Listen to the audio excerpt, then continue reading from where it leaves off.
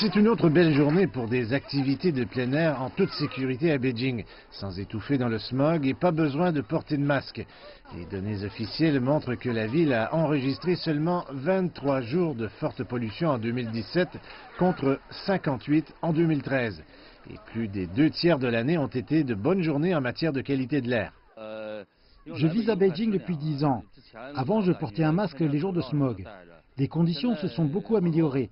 Et maintenant, je peux emmener mes enfants jouer à l'extérieur le week-end. Auparavant, la première chose que je faisais quand je me préparais à sortir était de prendre un masque et de le mettre immédiatement.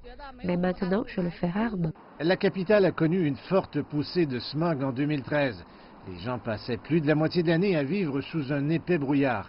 Le 12 janvier de cette année-là, le niveau des particules PM2.5 a dépassé 900 microgrammes par mètre cube au centre-ville. La situation a forcé Beijing à émettre sa première alerte orange dans l'histoire en raison de l'intensité du smog. Les autorités affirment que plusieurs facteurs contribuent à l'amélioration de la qualité de l'air à Beijing, notamment les efforts pour se débarrasser des chaudières au charbon et la réduction des véhicules très polluants. Un autre signe évident de l'amélioration, c'est la chute des ventes de produits liés au smog.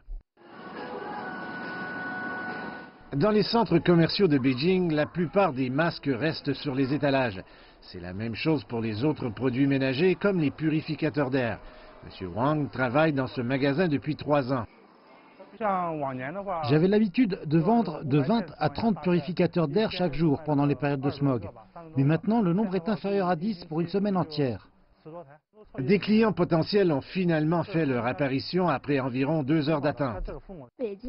La qualité de l'air de Beijing s'est améliorée en 2017, mais ce n'est encore aussi bon que dans le sud de la Chine. J'utilise toujours un purificateur d'air pour y faire face.